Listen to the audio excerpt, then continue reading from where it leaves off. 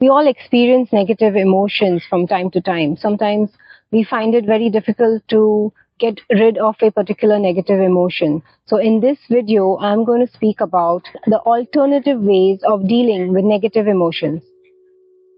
In our previous video, we spoke about the effect of negative emotions on our body. Now today, let's look at the different ways of healing our negative emotions.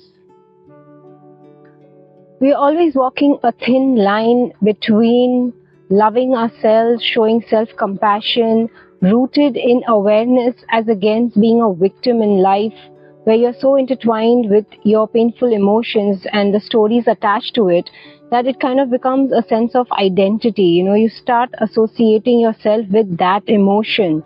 So that is what we are going to do is look at the different ways where we can maintain a balance in life, where you're not tilted too much towards, in awareness, but at the same time you work from a space where you are aware about your emotion and you're working through it and accepting it instead of showing any kind of resistance.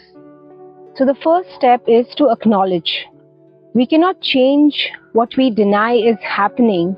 For healing of any negative emotion to take place, to create space for the healing to take place, we have to acknowledge its existence. Second step would be to honor it. We are always fighting, always resisting, always living in fear of that particular thing to come up, of that emotion to come up. So when you honor it is when you are also welcoming it into your life, getting your walls down of any of resistance. Most of the negative emotions orbit repeatedly in our energy field because they have been feared, they have been rejected, or they have been suppressed. So when you honor it, it changes the whole dynamics, and you are welcoming healing into your life. So when a painful emotion keeps showing up, it is because it has to be healed by you. And there is a very, very powerful, profound poem by Rumi called The Guest House, where he says, "This being human is a guest house. Every morning a new arrival, a joy, a depression, a meanness. Some momentary awareness comes as an unexpected visitor. Welcome and entertain them all, even if they are a crowd of sorrows who violently sweep your house." So here he talks about welcoming the emotion no matter how intense or painful it is. Honor it and welcome it into your life. The next step is not to blame anyone. It is a very human tendency that the moment you feel angry, the moment you feel so sad, or the moment you feel say jealousy, you're always blaming the other person who is responsible for you to feel feel that in that certain way.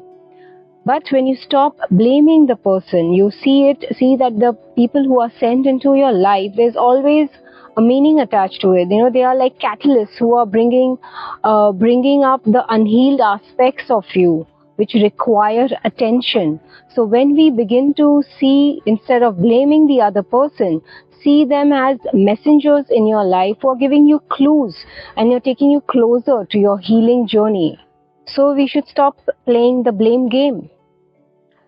The next step is journaling your thoughts. Pick up a diary and a pen and just write down what is going on in the space between your ears. Just whatever is pent up, what you didn't like, what you liked. Maybe you complain about your neighbor, or you were so thankful to a particular friend who helped you. It could be anything. All your pent up emotions, just write it down. It doesn't matter how it sounds, even if it's gibberish. It's only you. It's your personal private space. And I've always found journaling a very cathartic experience. When I was going through certain kind of grief in my life, journaling down, writing down my thoughts really helped me. Give me clarity in my life. It cleared my mind and also helped me process the emotions I was going through. So give it a try and see how it makes you feel. Next step is an easier one, but still difficult. It's playing with children, spending time with them. I'm not saying that because I have 3 children. Even if you don't, you would be having some children, in your surroundings, in your family. Children have this innate ability to be in the present moment. Unlike adults, we grow up and we just lose track of things. We lose that innocence. We lose that childhood-like quality. And playing with children just helps us to reconnect with our own inner child, and also it helps us to process our emotions. This is what the whole idea is, to help us heal. And sometimes having a conversation with a 2-year-old gives you a different perspective on life.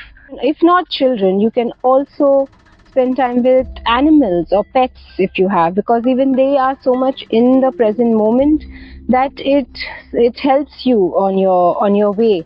So going for a walk with your dog or spending time with cats, it is very healing.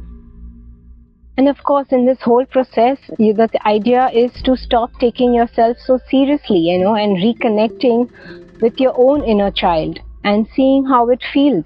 The next one is forest bathing to heal your negativity. Now, forest bathing, also known as Shinrin Yoku, it literally means to soak in the forest atmosphere. So you go for a walk in the woods, and it's like a soothing balm for your senses. The sights, the sound, the smell, the touching grass, touching the bark of a tree, a plant or a flower. It is very therapeutic, and it also has been proven. There has been a lot of scientific research which says that the effect of spending time in the forest is it's tremendous. It lowers your cortisol levels, reduces stress, anxiety, and also lowers your blood sugar levels. There is more research in the description box below. But forest bathing will help you overcome your negative emotions. So as Albert Einstein has said, look deep into nature and you shall understand everything better. So let Mother Nature be your healing teacher. The next one is sound healing. Sound has immense potential and power, not only for healing but also for spiritual development. The ancient ones used different sound instruments to, in their ceremonies, their rituals, rites of passage, for chanting. It was a very sacred thing for them. Tibetan singing bowls have been used for centuries for healing and transformation. When our brainwaves synchronize with the vibration and the different tones of the bowls, it induces a deep state of relaxation. It cleanses your chakra. It cleanses all the unwanted negative energy that no longer serves you. So sound healing is also a powerful tool to deal with your negative emotions. There are several ways of dealing with negative emotions. These were just some of the methods which we have tried and experienced in our lives, which we wanted to share with you. So I'm sure you have your own way. We would love to hear from you, and do let us know. And in this whole process of healing, of dealing with unwanted negative emotions and thoughts, always remember that the power lies within you.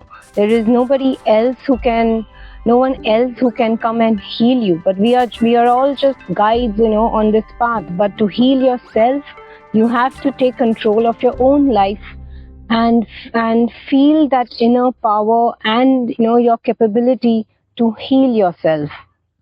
So I wish you all the best on your healing journey.